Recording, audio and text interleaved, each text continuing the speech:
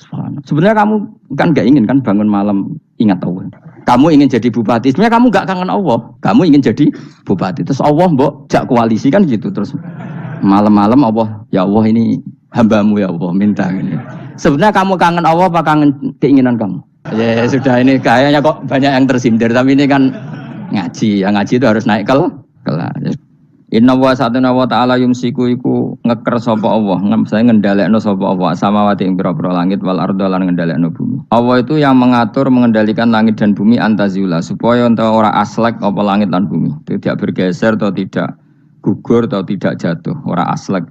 Ayam na'u tegese nyegah sapa ta'ala huma ing samawatan arat minaz zawali saking zawal, saking aslek, cara Jawa aslek bergeser. Wala in zalata in amsakahuma min ahadim min ba'di. Wal in zalata umpama aslek apa samawatan arat utai lam iku lamu kosam enam kosam.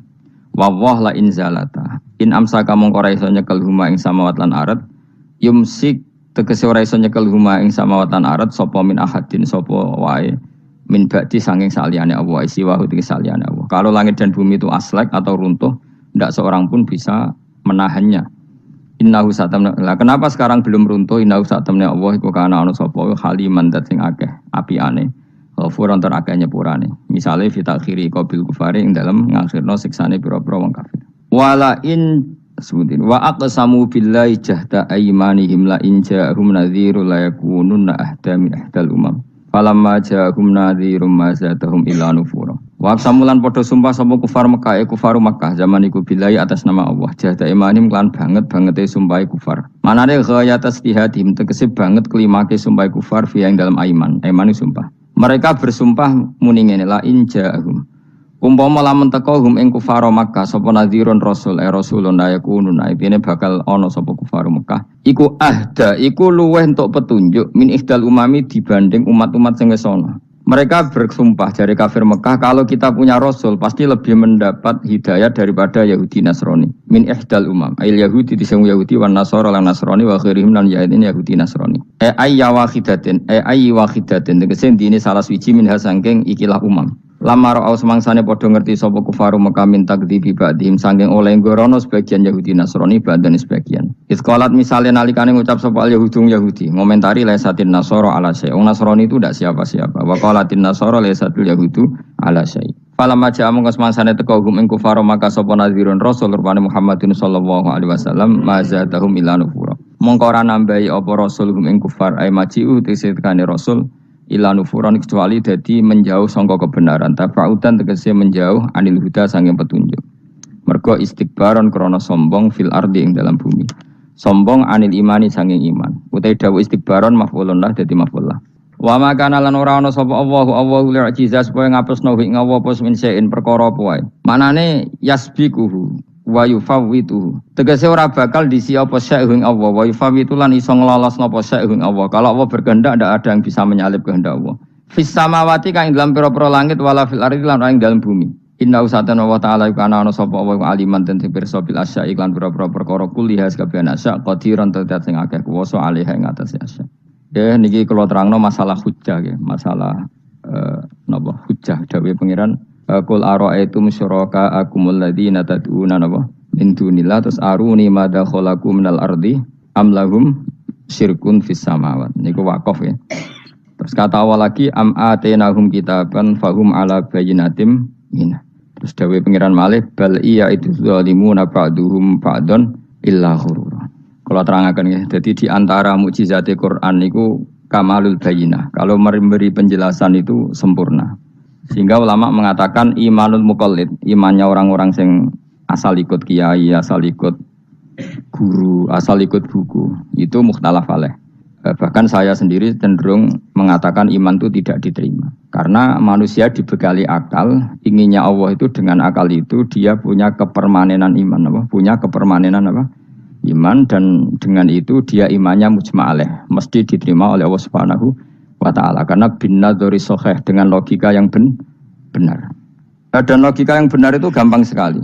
Beberapa ulama tentu tahu sekali, bukan sekedar tahu sekali karena itu diajarkan Allah dan Rasul. Misalnya begini, kata Allah, saya kalau baca ayat-ayat ini itu sering nangis karena Allah yang Tuhan itu sebenarnya tidak butuh kita. Saya ulang lagi, Allah yang Tuhan itu tidak butuh kita, juga tidak butuh iman kita. Tapi Allah ingin hambanya itu berakal ya, karena agama itu liqaumi yaqilun, sehingga berpikirnya benar. Misalnya gini kata Allah, nggak apa-apa kamu menuhankan selain saya itu tidak apa-apa kata Allah. Nggak apa-apa Yesus kamu katakan Tuhan nggak apa-apa, kamu katakan batu Tuhan nggak apa-apa. Tapi tolong prosedur atau persyaratan menjadi Tuhan itu kamu lengkapi, yaitu punya prestasi menciptakan langit dan bumi. Kalau tidak semua surun semen kata Allah, sementing urun. Gitu.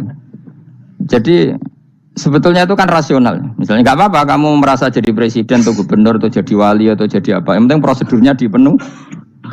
Itu kayak apa Allah baiknya pada kita. Sehingga saya berkali-kali, makanya menurut saya orang alim itu wajib memaklumatkan kalau dirinya alim. Supaya jelas aturan mainnya. Yang dilarang Allah itu kan memaklumatkan alim, kemudian ingin hadun nafsi, ingin salami template, dicucuk, dihormati, itu kriminal. Itu orang alim gendeng, sudah gendeng sekali. Karena khasnya orang alim itu tentu cari ridhonya Allah, bukan ridhol khalqi, bukan ridhonya apa? Makhluk. Makhluk itu la syai', ada siapa-siapa. Dan kita harus baku seperti itu.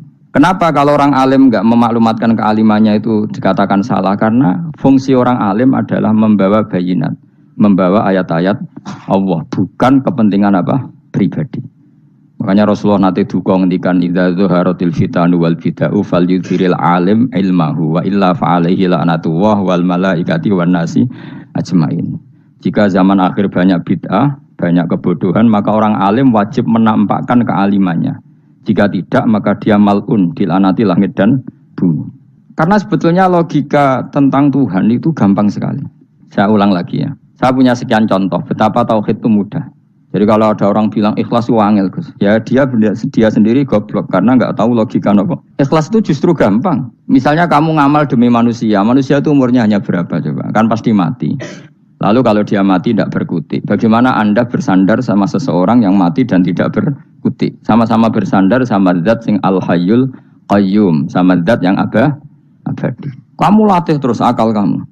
Misalnya saya punya jamaah banyak. Mereka itu kan enggak jelas surganya. Kok harap-harap syafaate piye? Soale jamaahku mlebu neraka kabeh. Kan enggak mungkin nyafaati saya. Atau mereka mlebu swarga kabeh, wis do sibuk kelon mbek widadari. Mungkin ya ndak ngurusi saya. Jadi dua kemungkinan itu sama-sama ndak ngurusi saya. Mlebu neraka ya rasa nyafaati kan mlebu swarga. Do sibuk napa? Ngeloni widadari karena trauma di bocah elek, melarat macam-macam. Sehingga kiainya saja wis ora takok Gus Baneng iki wis ora takok. Seribet dhewe no. Nah, tentu saya juga sibuk sowan pangeran sudah itu makom saya sudah sibuk sowan pangeran. Kowe pesta seks sing kula sowan pangeran. Wa swargame ayate pokoke inna ansa'na gunna napa?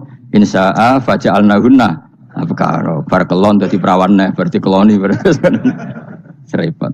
Kula insyaallah melok daftar sing fa'ama in kana minal muqarrabin farauhu wa rayhan. Jadi surganya muqarrabin itu enggak ada sifatnya. Di situ enggak dibakas bidadari makan-makan enggak, tapi farauhu wa rayhan. Satu surga yang sifatnya rohani karena enggak bisa disifati. Tapi saya daftar di situ ya hanya beberapa jam, baru itu gabung kon. Sawangane kok karo rasane wong ayu juga keberatan. Ya tapi saya tentu punya dua kelas, supaya punya kartu premium dan ekonomi. Saya enggak tertarik lah daftar yang premium dok, nanti repot apa. Saya itu sering nangis kalau baca ayat seperti ini. Bagaimana Allah yang Tuhan, kemudian tidak butuh apa-apa. Tapi Allah saking baiknya itu membuat tatanan logika kita. Saya tidak akan bosan-bosan sampai sowan Allah. Bahkan andaikan saya masuk surga dengan faham ini, saya milih faham ini. Karena faham ini itu menguntungkan agama. Li'ilai kalimatillah. Sementara masuk surga itu hadun nafsi. Banyak ulama yang mengatakan, kenapa Anda tidak ingin mati? Padahal Anda mati masuk surga. Katanya, saya takut kehilangan momen sujud. Karena sujud adalah hak Allah. Sementara surga itu hakun nafsi. Keinginan saya. Tentu saya mendahulukan hak Allah ala hakin nafsi. Itu makam-makam yang... Dan itu nggak bisa kamu copy paste. Orang yang pada kelasnya akan merasakan seperti itu. Dan kamu tidak perlu minat, malah paham. Jadi sudah, dengar saja. Apa? Dengar saja. Begini misalnya. Saya berkali-kali bilang. Kenapa ulama dulu, saya ini kan di Sarang juga ngajar tauhid. Dulu saya ngajar kubrul yakiniyat. Di beberapa madrasah, termasuk di Sidogiri saya juga ngajar tauhid. Di sini saya ngajar tafsir, tapi yang saya titikkan juga tauhid. Begini, saya hidup di dunia ini, terutama saya memang ingin menerangkan tauhid. Sebagaimana Allah menerangkan.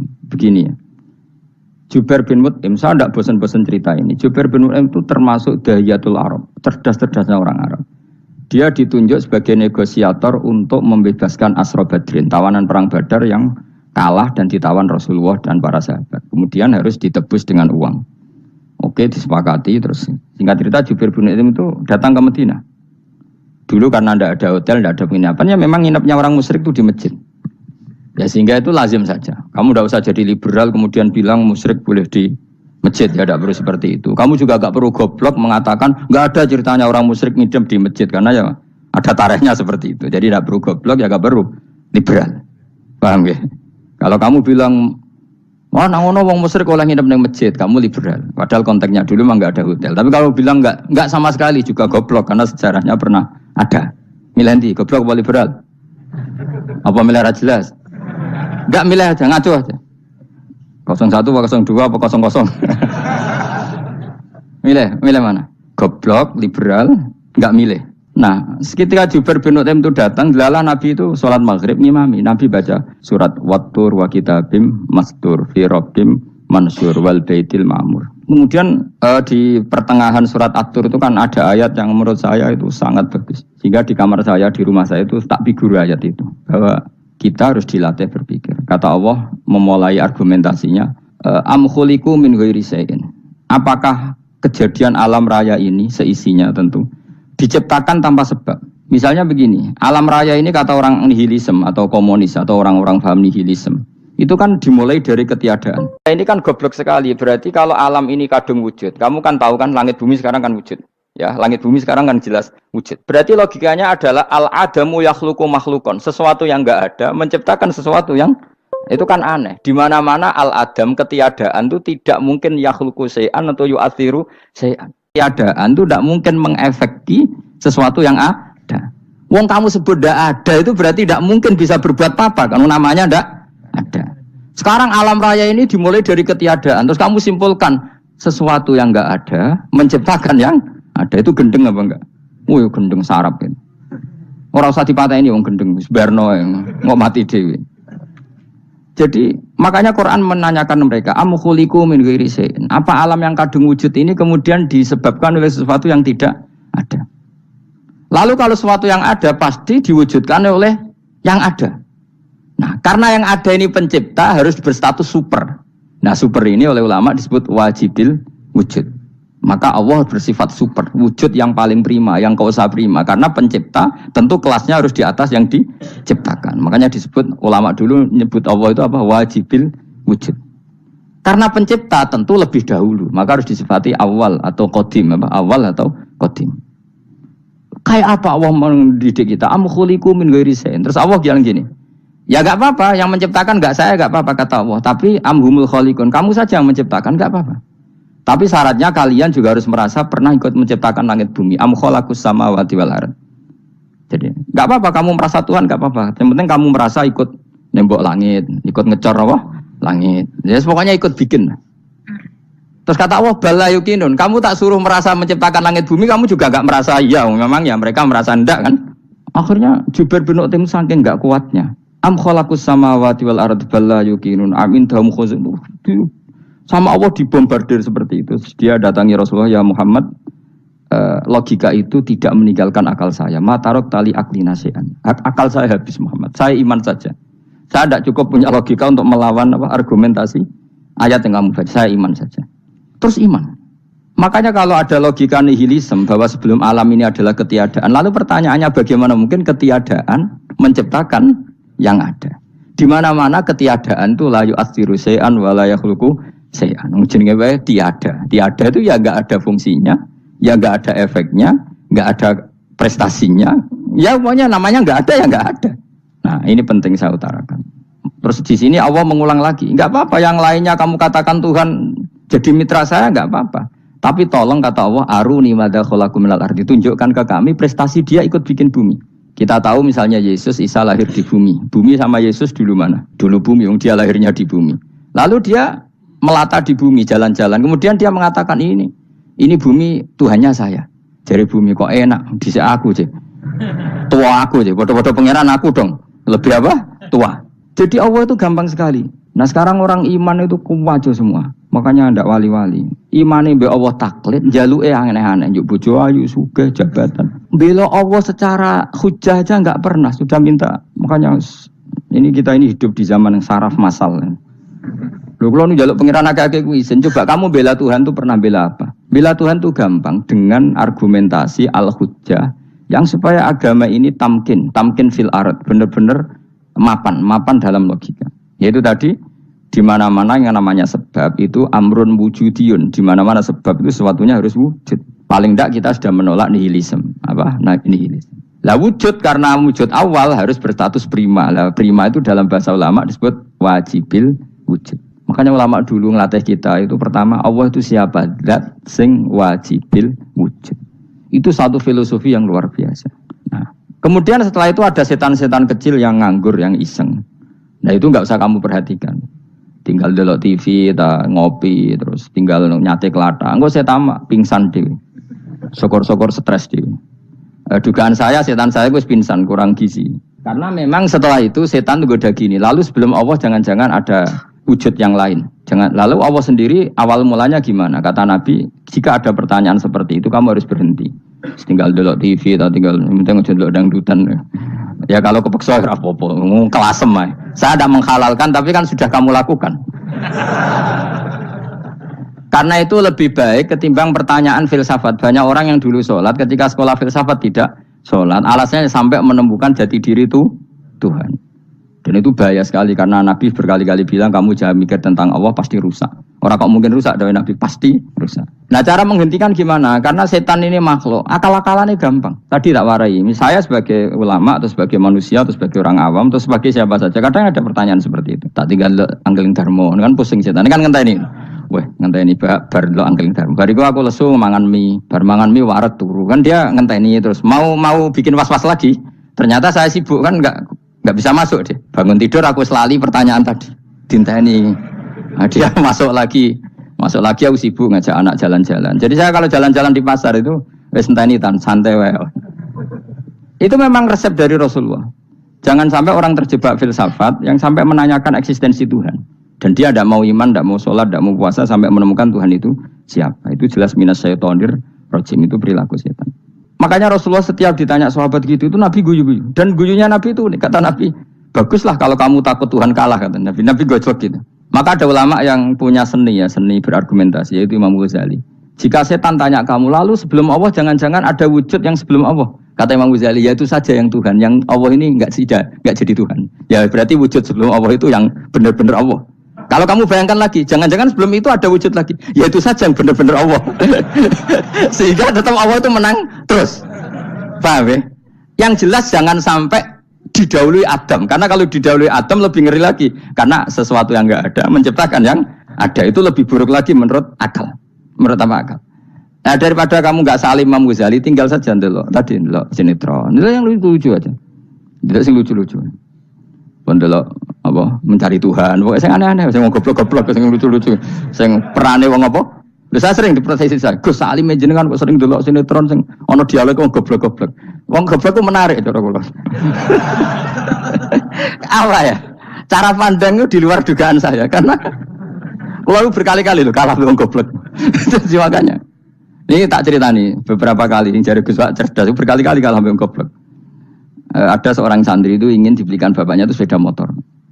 Bapaknya wong desa, senengane ngrumat sapi wedhus. Lah menurut saya ya orang tuanya itu mampu lah, sangat mampu untuk beli itu. Pak mbok ditukokno mawon wong sepeda motor. Kata bapaknya, "Anakku nu jog mondok tak goblok, Gus. Wong njaluk kok sepeda motor, njaluk mobil ora ya goblok. Lah kok goblok, Pak?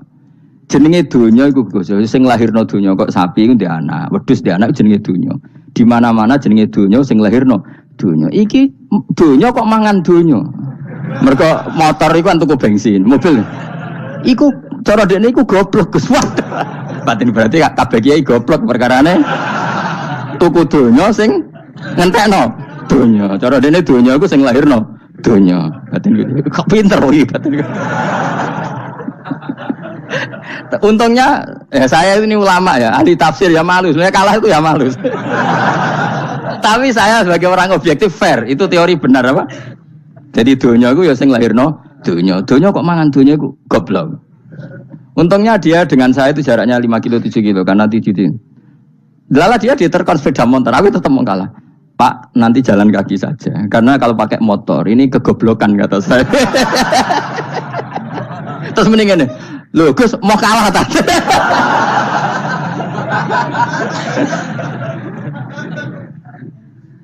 Wah kacau. Singkat cerita dia bersikeras, nggak mau beliin sepeda motor anaknya karena di mana-mana dunia gue sing lahir no dunia, nggak boleh dunia kok mangan. Ini satu kegoblokan yang agak ilmiah tadi. Nah Imam Asy'ari juga ngalami hal yang sama. Imam Asy'ari itu punya, kita kalau ahli sunnah kan dua partai ya. Ya dalam ahli sunnah itu hanya ada dua partai juga. Kalau nggak Asy'ari ya Maturidi.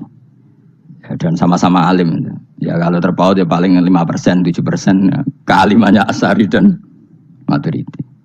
Imam Asy'ari itu bikin logika yang jelimet seperti saya sekarang ini, logikanya yang jelimet tapi permanen. Jadi yang saya ajarkan tadi itu logika yang jelimet tapi apa? Permanen. Karena tadi alam raya ini kadung wujud. Kalau kadung wujud pasti pewujudnya yang menciptakan wujud pasti adalah kewujudan. Karena al-adam la yu'athiru syai'an. Di mana-mana kenihilan tidak yu'athiru syai'an. Ya sepakat ya, gampang kan? Tentu wujud ini prima disebut wajibil wujud. Lalu Imam Asy'ari itu bersikeras. Kalau imanul muqallid itu tidak diterima. Terus banyak yang keberatan ulama, tapi Nabi nyatanya yaktafi bi imanil a'rab al khalina anin nadur. Nabi nyatanya mencukupkan imannya orang-orang Bedui yang mereka itu kayaknya tidak bisa mikir. Ya, Nabi yaktafi bi imanil a'rab itu wong desa al khalina anin nadur yang mereka itu tidak bisa apa? Berpikir. Singkat cerita Imam Asy'ari survei. Coba ayo kita tanya orang-orang kampung. Ternyata kegoblokan orang kampung itu ya ilmiah, masyhur itu. Imam Asy'ari saja harus belajar dari wong awam, wong goblok-goblok. Kita kok ingin ya Badawi bima arafta rabbak. Kowe kok iman be Allah iku bima arafta rabbak. Lalu kamu tahu Tuhan kamu atas nama apa? Dengan logika apa? Jawabnya enak ya. Al-ba'ratu tadullu 'alal ba'ir wa atharul aqdam yadullu 'alal masir. Angger ana tletong ya ana ontane. Angger ana bekas delamaane wong ya ana sing bar liwat. Jadi misalnya ada bekas teracak anjing, berarti anjing habis liwat. Ada bekas apa ular ya berarti ular harus liwat. Ada bekas teracak manusia ya berarti manusia habis liwat. La wa hadzal alam atharun min athari qudratillah. Alam iki bekas, mesti ana sing gawe. Jadi Mas Ari pinter juga, mesti logikane gak jelimet tapi agar ana tletong ana sapine. Ana teracake wong berarti ana sing bar liwat. Dene ngomong gampang wa atharul aqdam ya dulu alal masir. Nah, terus Imam Asy'ari habis itu ngendikan, ya sudahlah dengan logika apa saja.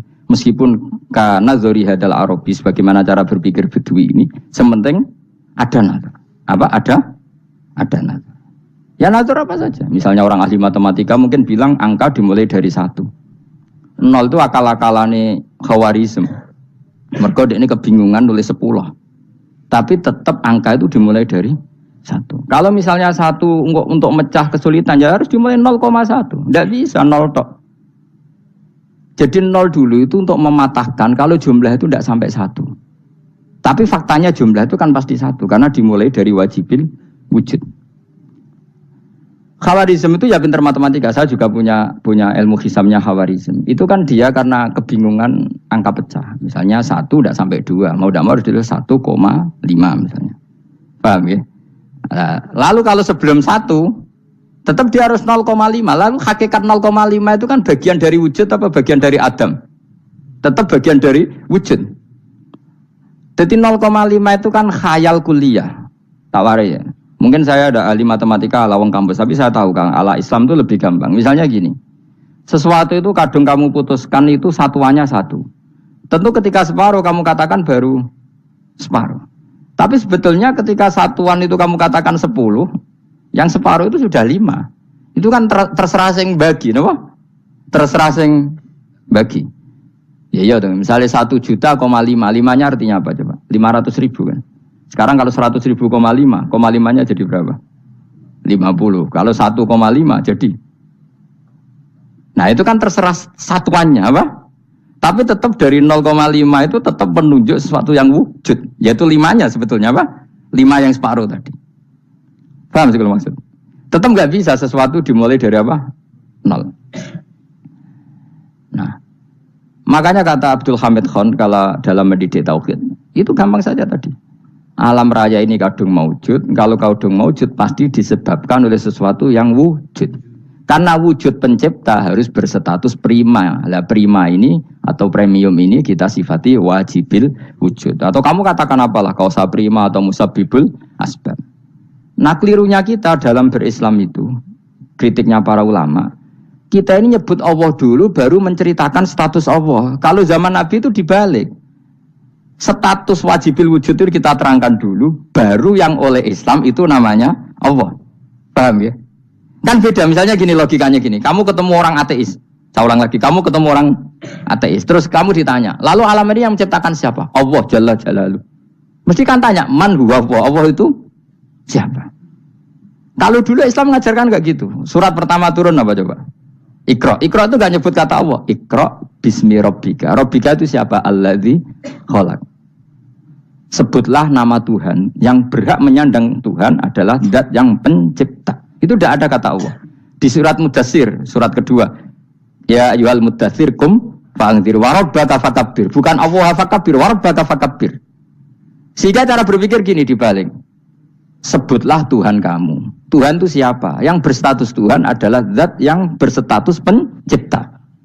Nah, lalu pencipta ini oleh Islam dinamai Allah. Kalau orang ateis kamu langsung bilang Allah, man huwa Allah. Berarti pertanyaannya Allah itu siapa? Lalu kamu jelaskan Allah adalah pencipta. Allah adalah wajibil wujud.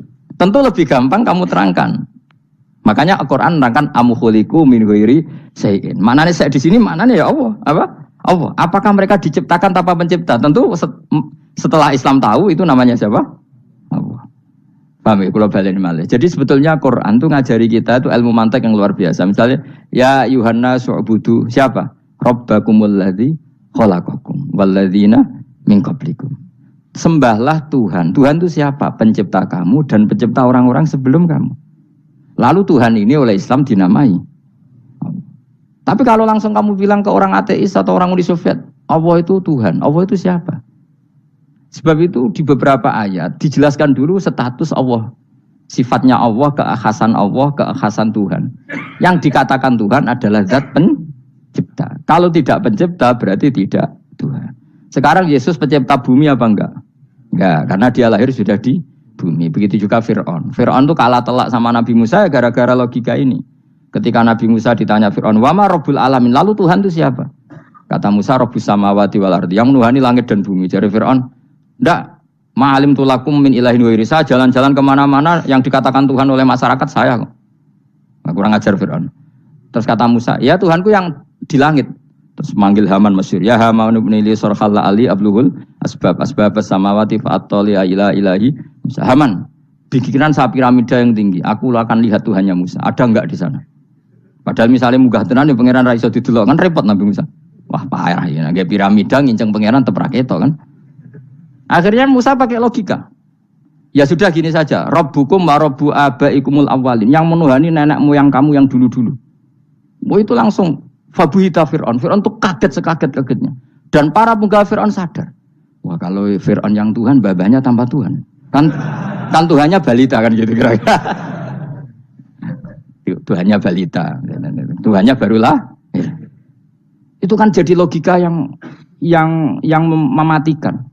Kalau Fir'aun Tuhan berarti babanya dulu yang wujud itu tanpa Tuhan, karena Tuhannya barulah. Ini ada Tuhan kok datang terlambat ini kan.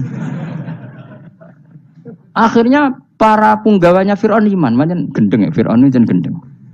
Itu pentingnya logika Rabbukum wa rabbu abaikumul awwalin. Nah sekarang orang tuh nggak belajar logika. Iman bi Allah orang mantep ning ati, jek iso diguncang setan, jalukane wis aneh-aneh. Jaluk swarga, jaluk gak mutu cara ngono. Gak mutu.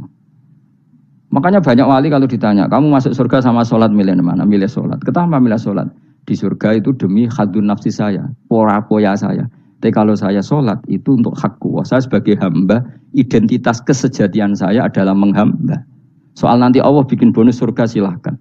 Maka sebenarnya masuk surga itu ada urutannya. Sebagai orang alim saya urutannya adalah berkampanye sesering-seringnya, membuat logika supaya orang mudah ke Allah dan Rasul. Makanya di Quran tuh gak ada orang disuruh masuk surga dulu itu. Ya Tuhan nafsul mutmainnah irji'i ila rabbiki. Kamu kembali ke Tuhan kamu dulu. Bahwa kamu makhluk yang butuh Tuhan. Fadkhuli fi ibadi. Kamu masuklah berstatus hamba dulu.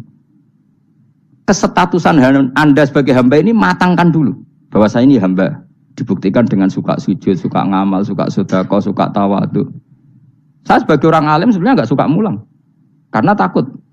Nak kue pinter kok nyanyi aku, nak goblok sawangannya metodeku gagal. Kan dua-duanya ini merugikan saya sebetulnya. Saya ulang lagi ya. Nak pinter kayak nyanyi aku. Kan ya mungkin juga senajan rodok mokal mungkin.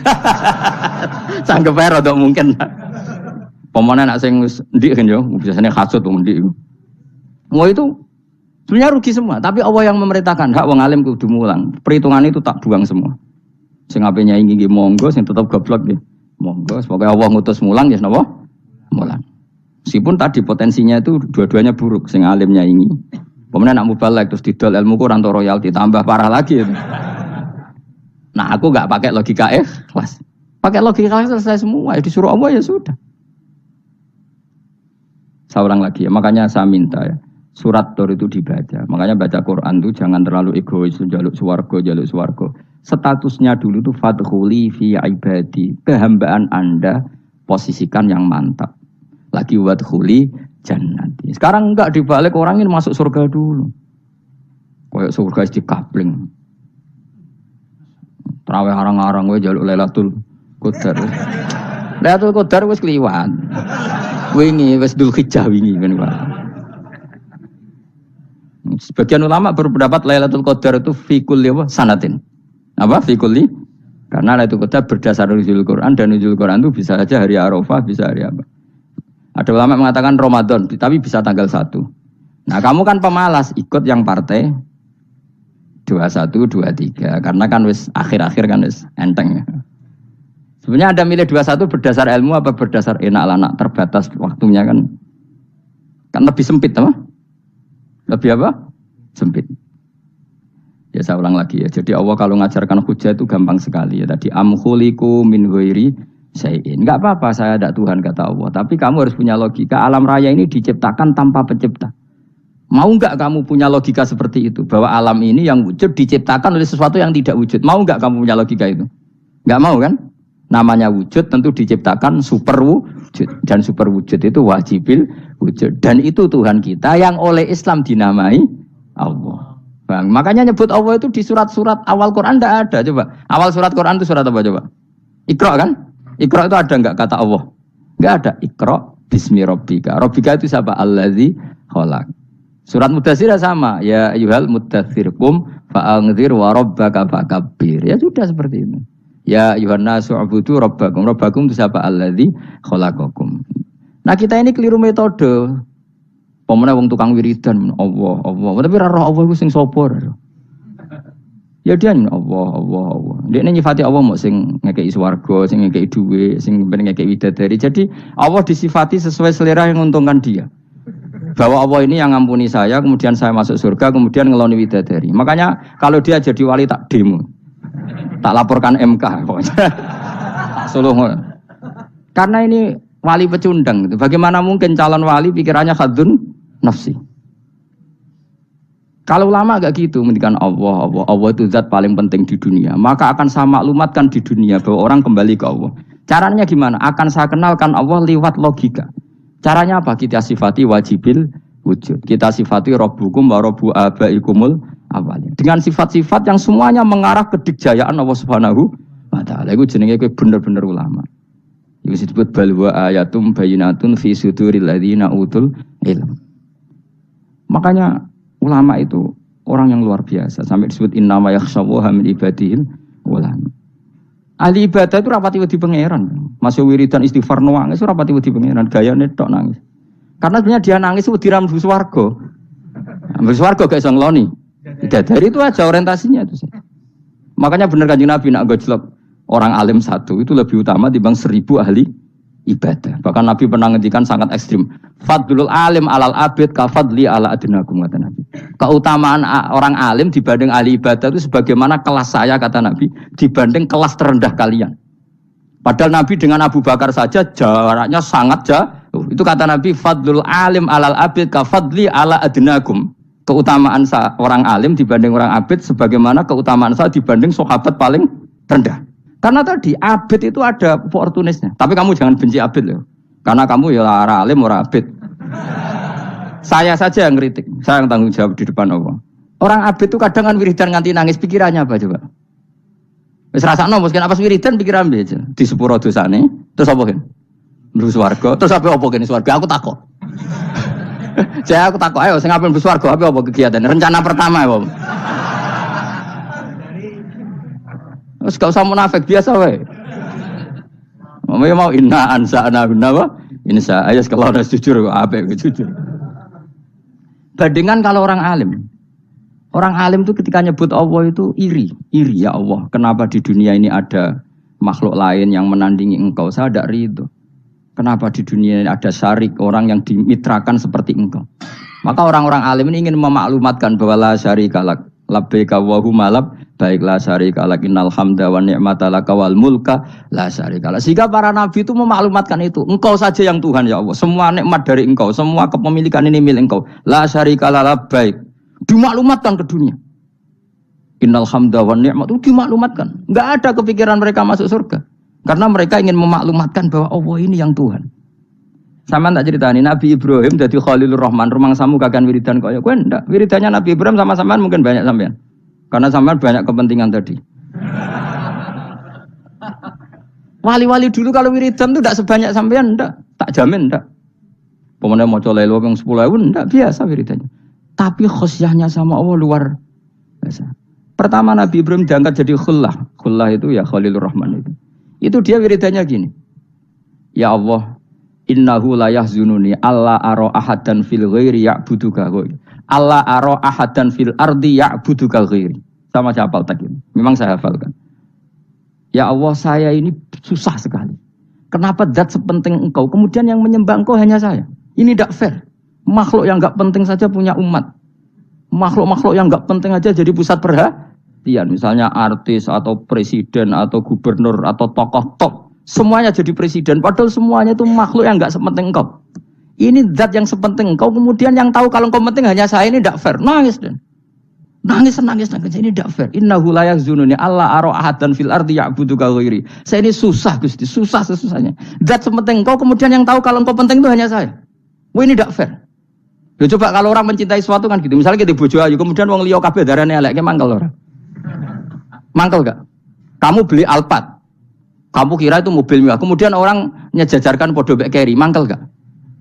Semua kenikmatan itu kita nikmat karena itu diakui ya enggak? Wes gunane apa kaya ndek Alphard gawa ning Gunung Kidul. Terus wong darani ngono iku podo mek keri ambek kejangke mangkel ora kira-kira. Enggak penting mewahnya, ini tetap butuhnya pengakuan. Coba misalnya kamu jadi presiden, hidup di dunia orang sufi. Sing darane wong penting wong soleh ahli sujud, ora kakuati ke teko di Barnos. Karena itu dihormati situ hanya orang apa soleh. Kakuati gak? Mau kakuati kan? Atau kowe dadi artis top, teko ning daerah Gunung Kidul wong desa-desa, terus diundang lek.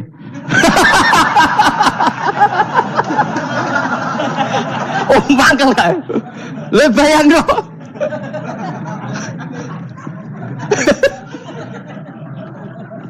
Oh, kamu menteri top, menteri BUMN, barang dolan itu so diundang le. Mados walang le ngono. Oh, semua kan. Karena orang keren itu butuh pengakuan apa? Wes misalnya di bojo ayu terus wong liya kabeh darane elek mangkel gak? Sebetulnya orang merasa nikmat itu karena pengakuan. Bayangkan andaikan orang itu melihat Alphard itu tidak wow. Orang punya Alphard gagah enggak? Oh enggak gagah. Kalau orang lain enggak bilang apa? Oh. Ya mau misalnya di Gunung desa terus orang desa nganggap kamu model tepak terus saya mau badhe numpang wedhus kula angsal Pak. Kagak hati. Habis kan. Makanya branded itu harus dimaklumatkan. Nah, itu bayangkan Nabi Ibrahim. Zaman itu ada Raja Namrud yang dipuja-puja, ada orang kaya dipuja-puja. Kemudian engkau yang Tuhan, pemilik langit bumi, enggak ada muja-muja engkau. Ini enggak fair ya Allah. Nangis. Orang kok kowe eling pangeran sak jam swarga Gusti. Dasar gak bakat wali. Saya itu pernah kangen Nabi Ibrahim itu sampai nangis dan itu saya tidak berdoa. Semua yang terkait Nabi Ibrahim itu saya baca. Mulai surat Quran, tafsir tentang Ibrahim. Dan sampai saya di Kudiro di Takdir Allah pernah ziarah ke makamnya Nabi Ibrahim. Itu saya hampir nggak pernah doa. Saya isek. Ya karena tadi. Ketika Nabi Ibrahim nangis-nangis gitu, ya Allah ini tidak fair. Engkau zat terpenting di alam raya ini, kemudian nggak ada menuhankan engkau, nggak ada perhatian sama ini, tidak fair. Susah sekali, karena yang tahu engkau Tuhan itu saya tok. Masyhur itu sama Allah.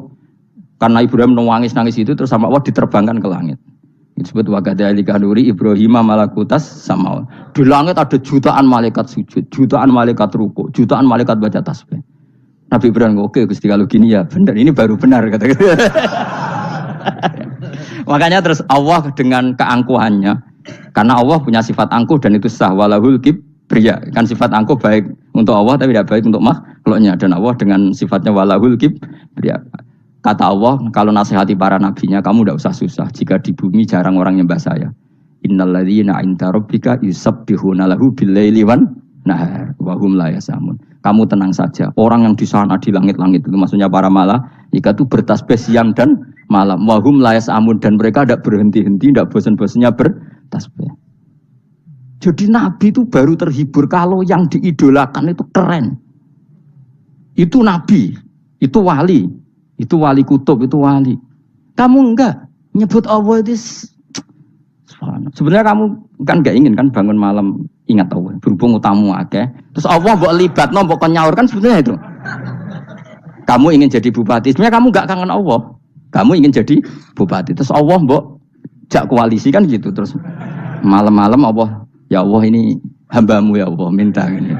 Sebenarnya kamu kangen Allah apa kangen keinginan kamu? Terlalu menyindir banyak orang ya. Maksudnya ini cerita saja. Ya sudah, ini kayaknya kok banyak yang tersindir. Tapi ini kan ngaji. Yang ngaji itu harus naik kelas. Ya sudah, tidak usah diteruskin kok banyak yang tersinggung. Ya sudah, tidak usah diterusin. Walau akhidu mau mengalap sapa Allah anasa yang manusa bima lan perkara kasabuka nglakoni sapa anas. Minal ma'asi sing pira-pira maksiat. Mata roka. Mongko ora ninggal sapa wa ta'ala dzuriya ing atase dhuwure ayil ardi minda batin saking kewan apa wae. Nasama tegese kewan tadubu kang melata punasama alih ing atase arat. Kalau saja Allah ingin merusak manusia karena dosa-dosanya, pasti tidak disisakan beberapa sesuatu yang jadi kebutuhan manusia, termasuk dabam, misalnya enggak ada hewan, enggak ada tanaman, enggak ada apa saja di bumi, karena Allah ingin mengadab manusia. Tapi nyatanya di balik mereka maksiat tetap fasilitas kepentingan manusia ada, karena sifat ghafurnya Allah, sifat rahmannya Allah. Walakin yuakhiru tetapi ini ngakhirna sapa wa hum wong akeh ila ajalin tumeka maring batas musamman kang wis ditentono. Yaumil kiamat tegese dina kiamat. Fa idza jaa mongko nalikane teka apa ajaluhum ajale wong akeh fa inna wa mongko satuna wa ta'ala iku kana ana sapa wa bi ibadihi kan kawulana wa basiran dat sing mirsani. Fa yujazi mongko males sapa wa ing wong akeh ala amali ing atase wong ngamale wong akeh. Carane ngemalas Allah tentu profesional atau prosedural fi isabatil mukminin kelawan ganjar wong mukmin wa iqabil kafirin lan nyiksa wong kafir. Bismillahirrahmanirrahim. Surat Yasin Makkiyah, surat Yasin Makkiyah. Au illa qaulahu, maksudnya Makkiyah bangsa periode zaman Rasulullah tesih teng Mekah. Au illa qaulahu kecuali dawuh Allah taala wa idza qila lahum anfiqu alayat niku. Au madaniyatun utawa sebagian ulama darani surat Yasin bangsa napa? Madaniyah, isnatan iku loro wa samanun lan 80 apane ayatan ayat. Jadi surat Yasin kabeh berjumlah berapa? 82 ayat. Bismillahirrahmanirrahim. Yasin. Ya semua ulama makna Yasin itu makna nama lain dari Rasulullah Muhammad sallallahu alaihi wasallam. Meskipun secara ikhtiyat, secara hati-hati mufassir biasanya bilang Allahu a'lamu bi muradihi bi. Allahu a'lamu dat sing pirsa bi muradihi kelan kersane Allah bi iklan Yasin. Tapi kita tahu secara ahwalul ulama, ya saya ulang lagi, kita tahu secara tradisinya ulama tetap mengatakan Yasin maknanya ya Muhammad. Buktinya terusannya apa? Innaka laminal mursalin. Innaka ke siapa coba? Ke Nabi kan, Nabi Muhammad. Berarti Yasin wahai Muhammad kamu adalah mursalin. Apalagi ada istimal yang sudah konsensus seluruh dunia. Misalnya sholatullah, salamullah ala toha rasulillah, sholatullah, salamullah ala Yasin habibillah. Jadi makanya saya berkali-kali bilang, saya pernah ngisi pengajaran tafsir di Madura juga bilang gitu. Ada disiplin ilmu tafsir dan itu kadang ketatnya ikhtiyat. Ikhtiyat itu hati-hati. Sehingga tetap bilang Allah alamu bimuradihi bidhalik. Tapi meskipun demikian, ada konsensus masif dari para ulama yang menggunakan Yasin Toha itu untuk Rasulullah Shallallahu Alaihi wasallam. Karena secara siakul kalam pasti demikian. Misalnya di juz 16 ya, surat Toha itu ya, 16 ya. Toha, ya Muhammad, ma anzalna alaikal Qur'ana litasqa. Coba kalau Toha ada artinya Muhammad, lalu siapa? Ada kata ma anzalna alaika, apa? Coba sekarang Toha ganti ya Muhammad kan pas ya Muhammadu ma anzalna alaika al-Qur'ana litasqa. Jelas ya? Secara siakul kalam Toha menunjuk siapa? Muhammad, karena tulisannya coba ya, Toha diganti kata Muhammad. Ya tentu diganti secara makna. Ya Muhammadu ma anzalna alaikal Qur'ana litasqa. Yasin juga ganti aja. Ya Muhammad demi Quran yang hakim, innaka ya Muhammad laminal mursalin. Sehingga meskipun mufassir secara disiplin ikhtiyatnya, kehati-hatiannya bilang innaka laminal apa? Awa a'lamu bimuradihi bidzalik, tapi secara ahwalul ulama tetap Toha dan Yasin adalah ismun min asma'i Rasulillah sallallahu alaihi wasallam. Kayak tadi apa? Salatullah salamullah ala Toha Rasulillah, salatullah salamullah ala Yasin habibillah. Jelas ya. Jadi antara istimalnya ulama itu beda dengan keikhtiyatan mufassir, dan tentu kita milih yang istimalnya ulama. Karena itu lebih gampang supaya kata alaika khitab itu kena apa? Kena mukhatabnya siapa? Terus ketiga kata Ibnu Jarir At-Tabari, enggak mungkin Allah mengkhitobkan sesuatu dengan sesuatu yang enggak bisa difahami. Karena orang Arab dan zaman itu paham Yasin adalah Rasulullah, Toha adalah Rasulullah, sehingga ada khitab itu. Buktinya orang kafir zaman itu enggak pernah menyoal gini. Muhammad katanya Quran itu indah, mudah difahami. Ternyata ini ada lafaz-lafaz yang kita tidak paham. Nyatanya orang kafir tidak gugat seperti itu. Itu menunjukkan bahwa penggunaan Toha dan Yasin adalah ma'ruf dan difahami. Paham? Jelas ya? Ya, soal nanti ikhtiyat, ya ikhtiyat saja kita ikhtiyat, paham ya? Tapi tetap difahami apa? Tetap difahami. Buktinya jelas kan Toha ma anzalna alaika. Berarti diganti saja apa? Ya Muhammad ma anzalna alaika al-Qur'ana litasqa. Mohon jelas ya. Wal Qur'ani demi Qur'an al-Hakimi kang bijak. Ail muhkami tegese kang kuat utawa kang kukuh. Kukuh maknane indah, bi aji binasmi kelawan keajaibane susunan wa badil ma'ani lan keindahane makna. Innaka saat temene sira ya Muhammad wa Muhammad lamnal mursalin setengah sangking wong sing diutus. Sungguh termasuk wong sing diutus Allah. Ora sekedar diutus ala siratin kowe ngatasi jalur to dalan mustaqimin kang jejeg. Uti ala mutalikun ta'aluk bima perkara qabla kang sedurunge iki dawuh. Aitorikil anbiya tegese kowe iku sesuai dalane para-para nabi qoblaka sedurunge sira. Maknane torikil anbiya ya tauhid tegese tauhid wal huda lan petunjuk. Wa taqidu tinau kiti bil qasami lan qasam wa ghairi lan liyane qasam ngrad niku nolak liqaulil kufari maring pengucape wong kafir lagu maring nabi, wong kafir komentar ning nabi napa lasta mursala. Muhammad iku ora rasul. Terus Allah jawab innaka laminal mursalin. Tanzilal azizi kang kowe iku dadi rasul mergo entuk turunan untuk keturunan Quran sing aziz, sing tanzilal azizi. Kang Quran iku dadi sesuatu sing diturunno Allah sing aziz. Fi mulkihi dalam kerajaane wa ar-rahimi kang welas fi khalqihi lan makhluk Allah. Utai lafat tanzil ku khabar mubtada khabar mubtada. Ya karena Imam Suyuti baca tanzilu sehingga dia nerkepnya mubtada. Tapi kira kita kan baca apa? Tanzila. Makanya saya berkali-kali ngaji itu sama guru.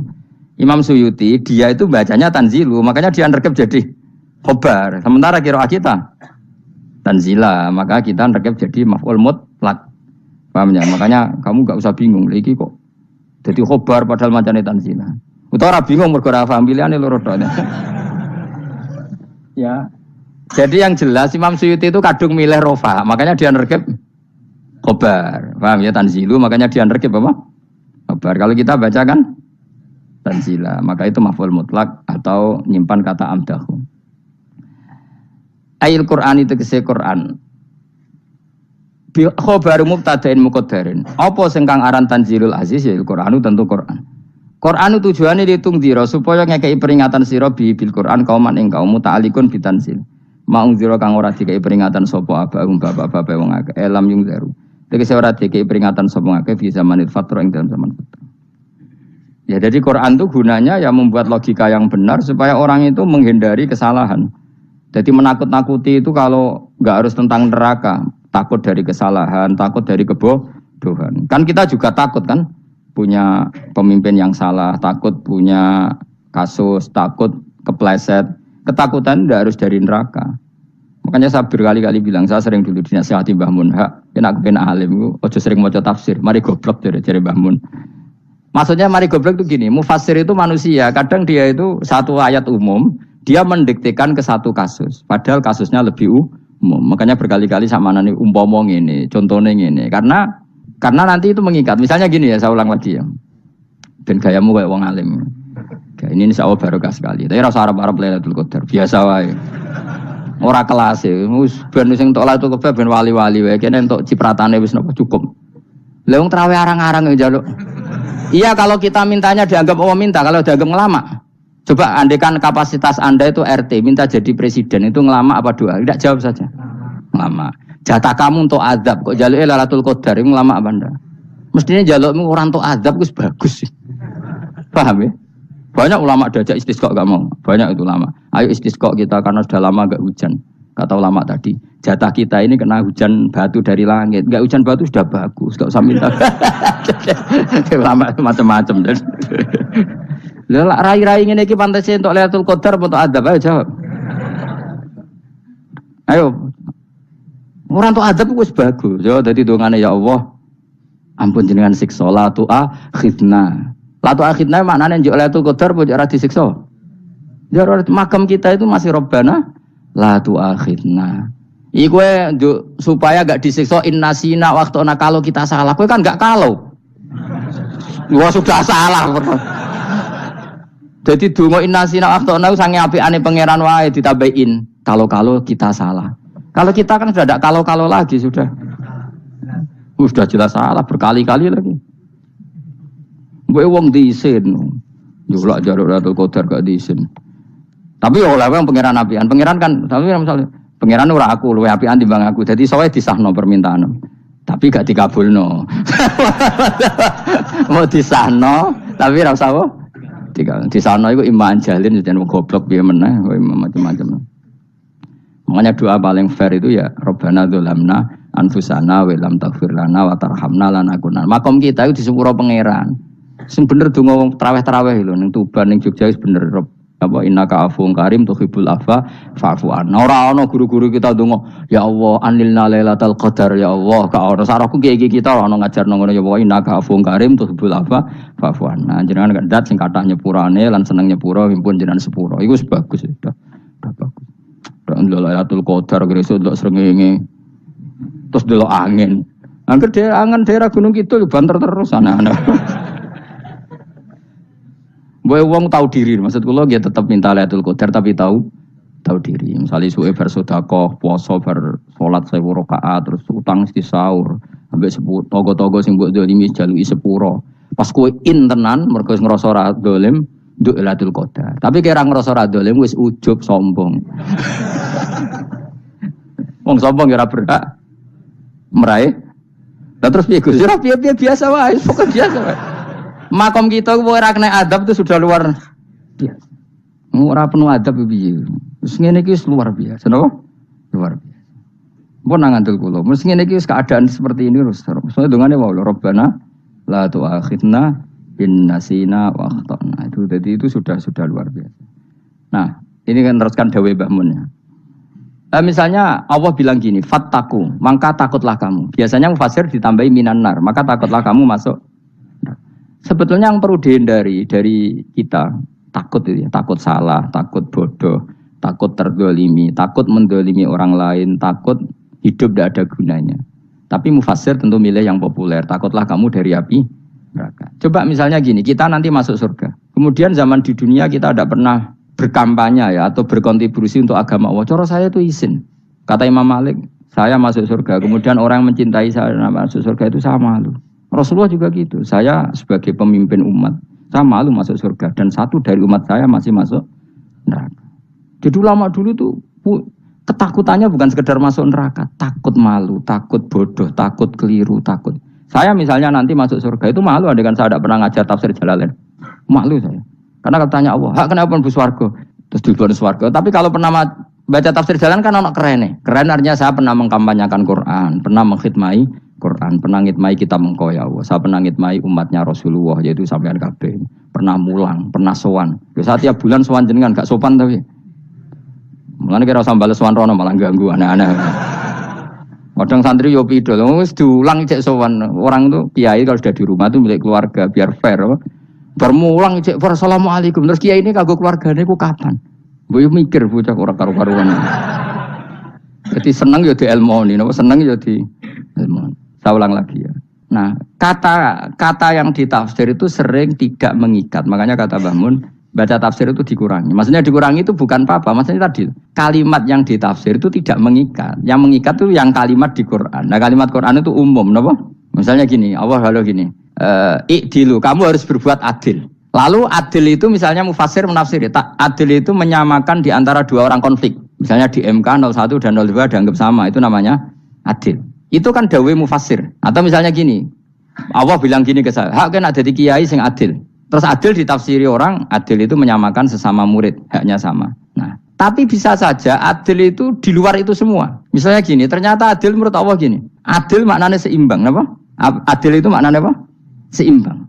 Lalu keseimbangan seorang hamba adalah dia ingat Allah lebih banyak. Karena ini bandul yang benar-benar nyata. Allah itu nikmatnya nyata. Sehingga ketika saya sebagai orang alim ingat saya alim itu karena Allah, dikasih ilmu Allah, dikasih cerdas Allah, dikasih semuanya dari Allah. Sehingga saya itu tidak merasa kumuluhur pada kalian karena semua ini dari Allah. Kemudian Allah sendiri yang memerintahkan, ya, kamu harus mengajar. Maka saya ada arep-arep salam templek sampeyan, penghormatan sampeyan, apresiasi sampeyan karena saya hubungannya hanya dengan Allah Subhanahu wa Ta'ala. Itu namanya adil, meletakkan sesuatu proporsional. Itu juga adil namanya. Makanya seseorang itu enggak bisa dikatakan abid selagi belum tahu kalau ibadahnya minallah. Jadi misalnya ke ibadah tok, ternyata kamu yakin itu ibadah kamu, amal kamu itu belum abid. Abid hakikat adalah alhamdulillah alladzi hadana li hada wa ma kunna linahtadiya laula anda tahu. Ketika kita sujud yakin ya Allah alhamdulillah jenengan menakdir saya sujud. Saya salat alhamdulillah engkau menakdir saya salat. Sehingga minallah dulu pikiran itu semua kebesaran kemendahan hari ini minallah dulu. Baru setelah minallah kita yakin billah. Setelah billah juga yakin ilawah. Misalnya gini ilawah itu. Setelah saya ngajar tafsir Jalalain, kepentingan saya satu. Hamba-hambanya Allah menjadi tambah mencintai Allah. Tidak mencintai saya. Enggak penting sampean mencintai saya. Makanya Imam Syafi'i tiap ngajar bilang begini. Wadidtu annal khalqa ta'allamu hadal ilma. Wala yahmadunani. Saya senang kalau kalian belajar fikih sama saya. Tapi kamu tidak usah muji saya. Jadikan fikih ini alat taqarrub kamu kepada Allah. Itu namanya minallah wa ilallah. Itu adil. Tapi adil yang dijelaskan ulama beda-beda tadi. Ada mengatakan adil adalah proporsional antara murid, antara keluarga dan murid. Meskipun kamu senang mulang, jangan merantarkan keluarga. Itu udah adil. Itu kan versi, no? Maksudnya Mbah Mun, kamu jangan terjebak versi-versi dalam tafsir. Paham ya? Karena Allah hanya ngendikan i'dilu wa aqrabu. Paham ya? Tapi kan penjelasan adil ini orang versi. Paham ya? Ada yang nulis adil adalah meskipun mimpin masyarakat ya ingat keluarga. Karena sing tukang wayo kan nafsirin adil adalah karena laki tidak cukup istri satu maka ya kan yo repot nanti. Tapi kalau kadung istrinya 3 atau 4, adil adalah harinya sama meskipun janda dan perawan. Jari sing lanang gak adil adalah proporsional. Sing wis suwi dikumpuli dikurangi. Yang baru ditam. Ya mungkin kabeh enggak kalau nuruti. Mungkin enggak? Ya, tapi itu kan versi, nama. Maka kata Mbak Mun itu memang saya itu merasakan, saya sebagai mufassir merasakan memang saya kan sering baca Jalalain beda dengan tafsir Munir, nanti beda dengan tafsir Qurtubi. Saya beri contoh misalnya. Dan kamu pasti salah jawab ini. Kalau kamu benar berarti ya alim tenan. Wa idza darabtum fil ardi falaysa 'alaikum junahun an taqsuru binas shalah. Orang kalau pergi itu boleh enggak ngosor salat? Enggak, jawab saja. Boleh kan? Ngosor sholat itu apa? Misalnya sholat asar 4 jadi berapa? 2. Kalau isya jadi 2. Kalau subuh? Enggak, sudah maju lah. Maghrib? Enggak, kan yang bisa dikosor hanya berapa? Yang rubaiyah, yang apa? Berarti kamu yakin? Antak suruh minas sholat artinya 4 jadi 2, yakin? Enggak, jawab saja. Yakin. Nah itu termasuk orang pinter. Gitu. Berarti ilmu lagi sak trip. Ya? Sebetulnya kata Imam Qurtubi enggak. Ayat itu kan hanya bilang gini, kalau kamu bepergian maka kamu boleh menyendak sholat. Qasru itu memotong. Dari aturan yang dulu 4 menjadi 2. Sebetulnya ada hanya itu tok. Aturan tidak boleh membawa najis menjadi boleh. aturan harus tumakninah menjadi tidak harus tumakninah. Misalnya kamu sholat dalam keadaan perang, wajib tumakninah apa boleh sambil lari-lari? Boleh sambil lari-lari. Boleh gak ketika perang kamu sholat sambil menghadap tidak ke kiblat?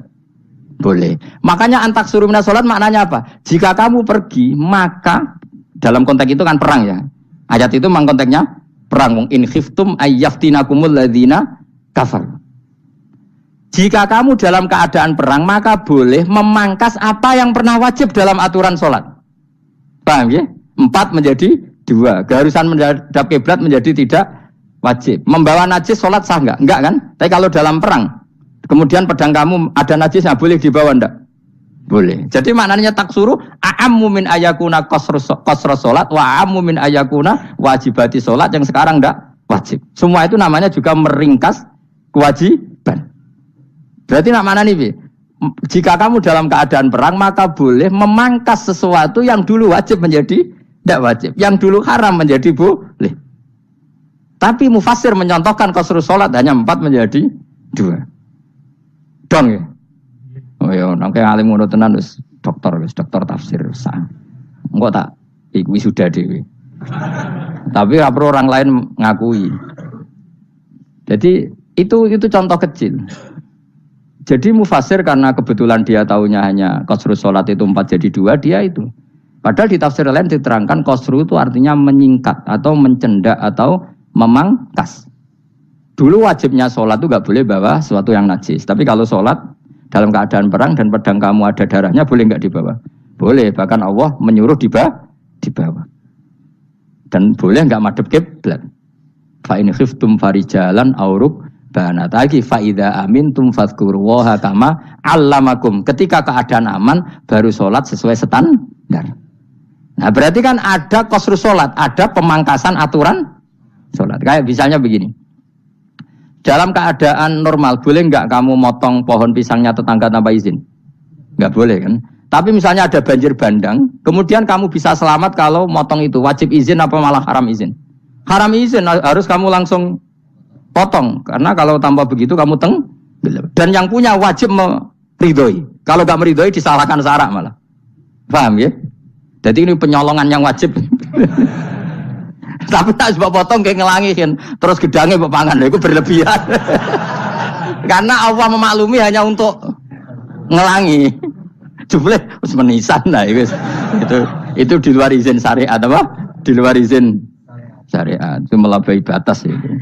Syaratnya boleh itu ghairu baghiw wala adfamani turro itu darurat syaratnya ghairu baghiw wala dan tidak boleh melebihi batas. Ora ape ngetok gedangnya jupuk sik, sing mateng dipangan terus diketok.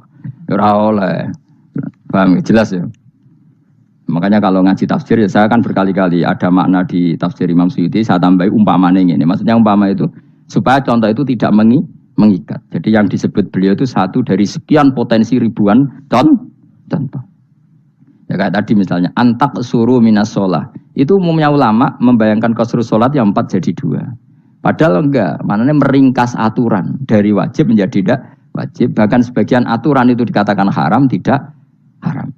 Itu tadi misalnya bawa najis atau teman kamu mau dibaca orang kafir, terus kamu bilang, hei hati-hati, itu tidak batal kalau dalam sholat siddatil khauf.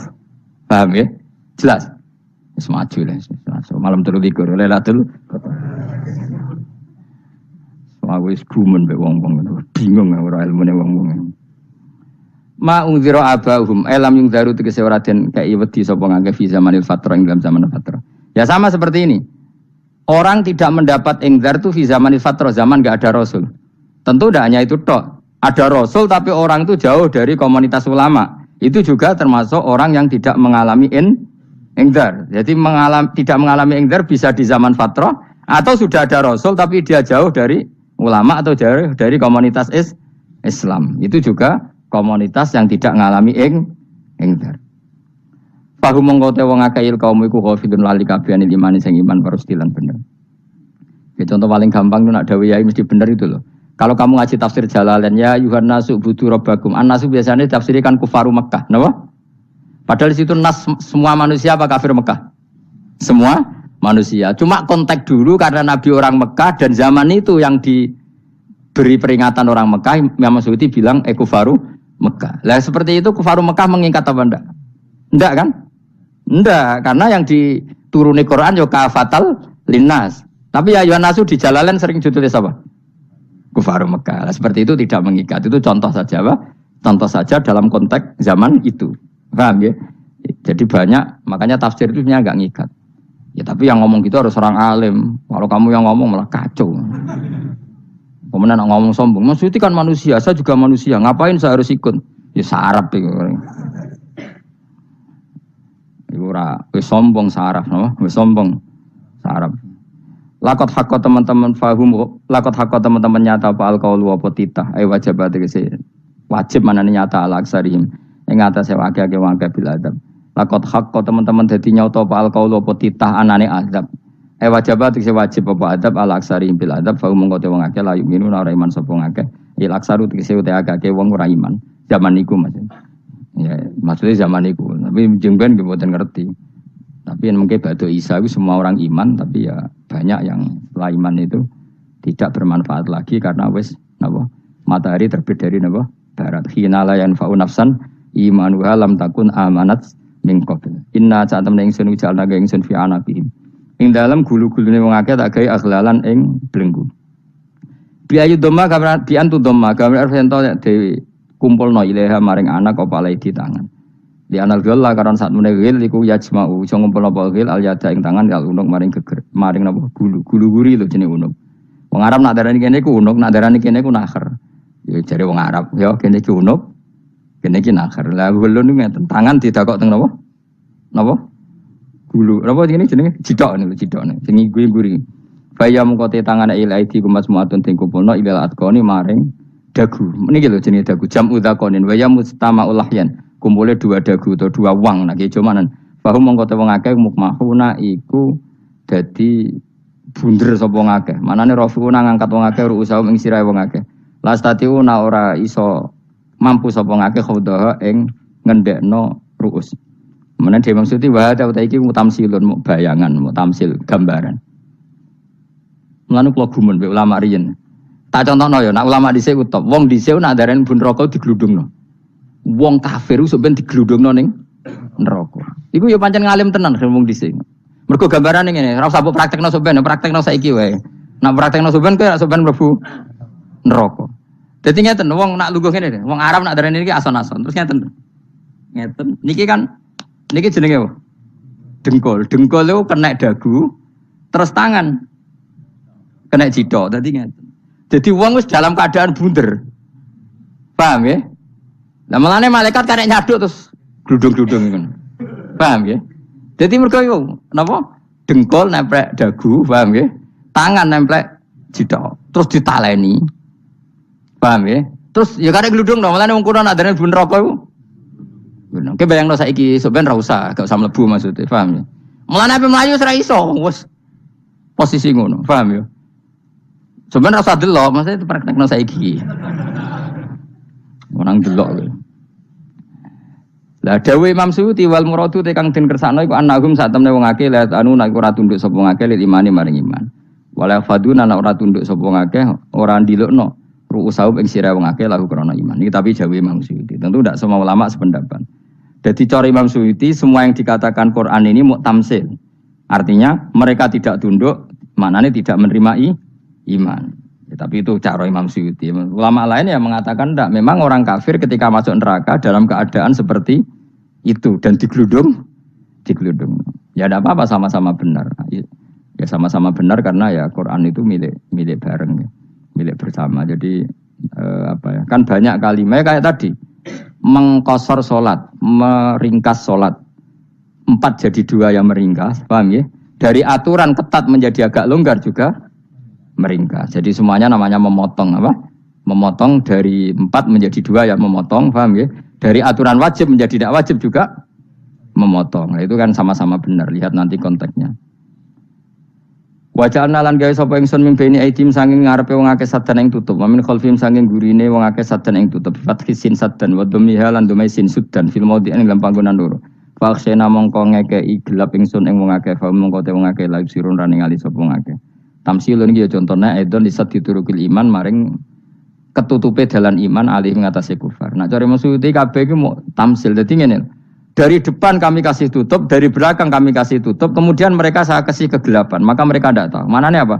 Dari arah depan yang mereka nggak ngerti pentingnya iman, dari arah belakang yang mereka tidak ngerti pentingnya iman, maka mereka buta, artinya tidak iman. Itu dari Imam Suyuti. Tamsilun aidoni hanya perumpamaan lisat diturukil iman, yaitu tertutupnya jalan-jalan iman. Tapi ulama lain mengatakan ya enggak, memang pernah ada peristiwa di mana orang kafir ngepung Rasulullah dan mereka dari depan matanya dihalangi, dari belakang dihalangi, sehingga ketika Rasulullah keluar mereka tidak melihat. Itu ya nyata ya. Jadi makanya ngaji ya. Jadi ben keren. Oh ini ada sekian tafsir terus kowe ngomong kan kayak wong alim keren. Nah takoki kata siapa? Ono rekamane. Tapi yang ora ngaji dhewe. Nah takoki kata siapa? Ada rekamannya. Lah anak aku takut ada kata siapa Gus tak dudono kitabe. Lah anak gue dudono rekaman. Iku apik zaman akhir ngono wis maju. Sokoke sing rido Kang. Enak kok Kang jadi orang alim gue enak. Nanti itu jadi orang alim ya rugi. Tadi nanti kan gitu. Abdul Qadir masuk surga. Entah ini gelombang kedua dan para penggemarnya. Jadi akhirnya sing alim tenan yang mlebu swarga, sing kedua dan para penggemarnya. Iku ora usah alim Kang, cukup penggemar. Jadi aku sebenarnya rugi kan. Gus Pak masuk swarga kedua dan para penggemar. Waduh. Terus jebule padha ae. Iku saking rahmane Allah. Kenapa? Kan masyhur itu hadis itu. Rasulullah itu ada sahabat nangis, enggak bisa tidur nangis. Berhari-hari enggak bisa tidur nangis. Hanya karena ingin punya satu pertanyaan. Lama-lama ketemu Nabi, ya Rasulullah saya sudah berhari-hari enggak bisa tidur, ingin menanyakan ini tapi tidak berani. Coba kamu tanya saja. Ya Rasulullah, saya ini kalau mati engkau kan suatu saat dipanggil Allah, saya tidak ketemu engkau. Makanya mumpung sekarang saya tak melihat wajah engkau sekuat-kuatnya, sepuas-puasnya. Kata Nabi ya. Kenapa? Ya kalau engkau di surga, saya di neraka kan nggak ketemu lagi. Atau kalaupun engkau di surga kan kelasnya beda, kan nggak ketemu lagi. Jadi kemungkinan dua-duanya itu nggak ketemu. Kata.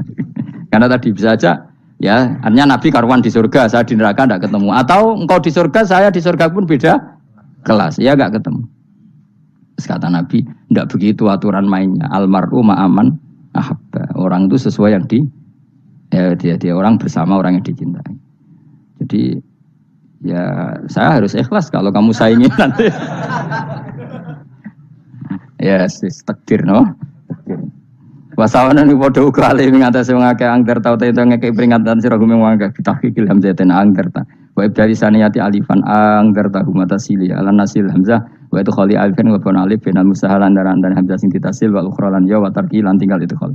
Amlam tungzirhum wong ra wis bakat kafir mbok elingno cek rambu elingno tetep la yu'minu ora gelem iman. Lah sing iman iku sapa inama tungziru mestine ngelingno sira. Maksude yanfa'u tegese manfaat iku ing daruka peringatan sira. Peringatanmu manfaat man ing wong ittaba kang anut sapa man adzikra ing Quran Al-Qur'an tegese Quran. Wa khasyialan wedi sapa man Ar-Rahman ing Allah Rahman bil ghaibi padahal ora roh pangeran. Ya khofa tegese wedi sapa wong ing Allah toh walam yara ora ningali sapa wong ing Allah. Nane bil ghaibi itu apa? Takut Allah dalam keadaan toh dia tidak melihat Allah langsung. Mereka tak tafsiri bil ghaibi barang gaib. Barang gaib ning Indonesia terjemahannya hantu. Melihat alam gaib itu maknanya apa dalam bahasa Indonesia? Hantu. Mulane bil ghaibi ra tak terjemah apa? Ya namanya ini wa khosyalan wedi sapa wong Ar-Rahman ing Rahman bil ghaibi padahal dene ra roh langsung. Ya ora usah diterjemah ya. Terjemah dadi apa? Barang gaib malah repot. Mabasiru mongko ngekeki berita gembira sira ing man bimaghfiratin kelawan pengempuranan wa ajrin dan ganjaran karimin kang terhormat. Orang yang seperti itu yang ngikuti Quran dan takut Allah itu layak mendapat maghfirah wa ajrin karim wa ta'ala juru karim wal jannatu swarga. Inna satamna ingsun wa nahnu ya ingsun iku nuh nguripno ingsun almauta ing wong sing mati libasi krana pas. Wa naktu bulan nulis ingsun fil lauhil mahfuz ma ing apa wae kodamu kang nglakoni sapa ngake fi hayatihim. Di lauh mahfuz apa yang pernah kamu lakukan ditulis min khairin kaapian wasari dan kaelean liyujazau supaya diwales sapa ngake alih ing atase iki. Wa asarahum lan yo tak tulis bekas-bekas kelakuanem. Matek saya perkara ustunna kang digawe sunah apa bima badam sause wong akeh. Jadi perilaku kamu ditulis, setelah kamu mati ya masih ditulis, yaitu bekas-bekas sunnah kamu yang pernah kamu lakukan. Jadi misalnya kok penemu judi, selama ada orang judi ya kamu dapat, paham ya? Paham ya? Loro gak ya? Makanya ulama ngendikan dulu tubalil amwat, tubaliman mata wa matat ma'ahu dunubuh. Bejo wong mati, kemudian dosa-dosanya melok mati pisan. Maknanya dia mati dalam keadaan tidak pernah melahirkan sunnah keburukan, paham ya? Tapi bejo wong sing mati, kemudian dia meninggalkan sunnah kebaikan yang diikuti terus. Kok sampean ini lho bener? Gak paham jalan lah, nggo jalan ngatur ngaji. Sehingga sebenarnya anak gak paham lah ya gowo. Lho kok nggo jalan cung dhisik bapak ra paham lah ya gowo. Itu sudah bagus. Apa? Bagus. Berarti pokoknya anut anak ya anut. Wah, pokoknya keren, pokoknya keren sampean keren. Jadi nanti sampean anakmu tuku jalan takoki, Pak, kok tuku jalan dhisik bapakku ning lemari iki ono jalan. Lah tapi dhisik bapak paham yo ora paham padha. Wes stop, stop. Jelas ya gitu. Wanak tubuh mangkodamu wa atharoh. Makanya sisa-sisa amal kita, bekas-bekas amal kita semuanya adalah ditulis sampai Allah Subhanahu wa taala. Mulane kula kepengin jenengan nate syukuran, pisan-pisan nate syukuran. Pertama anak kita bisa sholat. Guling-gilingan banyak orang syukuran perkara ulang tahun. Kenapa pertama anak kita bisa sholat, kita tidak pernah apa? Syukuran. Padahal sholat itu yang menjadi identitas anak kita, kehambaannya ila yaumil kiamah. Boyo orang itu gitu. Sehingga nanti anak kita itu senang sekali. Itu saya itu kalau agak marah, itu anak saya yang paling kecil, baru umur 6 tahun. Itu tahu-tahu bilang, "Pak, saya sudah sholat." Karena dia tahu, saya itu paling terhibur kalau ada berita sudah sholat. Jadi itu penting, supaya orang itu tahu orientasinya bapak itu sholat. Jadi jangan sampai terus anak kita kalau ulang tahun syukuran, tapi pas sholat kita dingin-dingin saja. Lama-lama anak kita berperasaan sholat itu tidak penting. Buktinya apresiasi bapak biasa saja. Itu contoh kecil. Sehingga nanti tertanam, anak kamu tertanam, nanti cucu kamu tertanam. Jadi itu namanya asar, apa? Asar. Jadi harus seperti itu. Jadi ya itu namanya asar. Makanya Nabi Ibrahim nggak berani minta uang sama Allah, minta rezeki nggak berani. Tapi kalau dia menyebut sholat dulu baru berani. Rabbana liyuqimus sholat faj'al afidatam minan nas tahwi ilaihim warzuqhum, kata Ibrahim, supaya mereka kuat sholat ya Allah. Nggak apa-apa kamu kasih makan, supaya kuat sholat. Karena kalau Nabi Ibrahim hanya berdoa, ya Allah kasih mereka makan. Nah, digo zina, gue demenan, gue judi. Nabi Ibrahim melok dosa. Makanya dimulai Rabbana liyuqimus sholat, supaya mereka kuat sholat ya Allah. Enggak apa-apa mereka kasih makan. Tadi supaya ini sholat jadi pokok. Kenapa kita makan? Supaya kuat sholat. Andai kan Ibrahim hanya berdoa supaya kasih makan mereka. Kemudian kekuatan itu dipakai maksiat. Ibrahim kan ikut dosa. Itu sirinya kenapa doanya Rabbana liyuqimus sholat ya. Jadi kata liyuqimus sholat didahulukan, apa? Supaya mereka kuat sholat. Maka kasihlah makan, kasihlah rezeki. Jadi supaya sholat jadi pusat orientasi. Itu harus dilatih. Ya tentu kamu ngelatihnya sidik-sidik. Wong anak esopo kan gitu. Tapi ini kan cerita aja. Maksudnya orangnya biasa wae. Maksudnya aku mau cerita. Kue gelo ya monggo. Terus mutung ra ngaji ya monggo, gampang. Kue ra ngaji, aku golek murid kok kue gampang. Kue golek guru kok aku kangelan. Ya maksudnya sing gelem ngalah teko ini kan. Oh, liane larang kang nyewane. Wa asarohum lan bekas-bekasnya mereka. Makanya ketika Ahmad bin Hanbal itu ahli hadis karena selagi riwayatnya dia dipakai, orang tahu Rasulullah itu karena ahli hadis. Bener sing paling hebat tentu qala Rasulullah. Tapi apa artinya qala Rasulullah kalau enggak diriwayatkan ulama dari ulama sampai kita. Tapi apa artinya sampai kita nak gak ono sing ngalahi maca ngene iki. Mburohno maca ngene. Paham ge? Ayo jajal ke tuku kitab Musnad Ahmad. Nak ra roh gubedi larang ngono tok. Mergo ora ono sing maca ra roh isine, paling kenangane apa? Gubedi larang. Tapi baru kaya ono sing maca kemudian bisa. Ini juga asar. Cuman kowe oleh niru nek aku mati ngorek jalal. Oleh niru. Tapi aja niru sesate. Engko nang dadi ra karu-karuan. Jari Imam Suyuti lho. Tafsirku dadi ngono piye. Oh dadi rusak kabeh. Wa atharahum mastun nabihi ba'dahu. Kalau suwun gitu dilatih, kalau anak-anak sampean mulai bisa sholat, tunjukkan kalau Anda senang lewat syukuran atau lewat apa. Ya harus besar-besaran. Tunjukkan kalau kamu mengapresiasi secara senang, karena itu identitas kita. Apa identitas kita? Wa kullu shay'in lan ing saben-saben perkara. Nasobahu bi fi'lin fasir utawa nasbuhu ta nasabe lafat kullu shay'in bi fi'lin lan fi'il yufasir. Nasbuhu ta nasabe lafat kullu shay'in bi fi'lin lan fi'il yufasiru kang nafsiri ing fi'il apa dawuh ahsainahu. Ahsayna kullasain ahsay. Nah, berarti namanya wa kullasain lan ngitung ing saben-saben perkara. Assalamualaikum warahmatullahi wabarakatuh.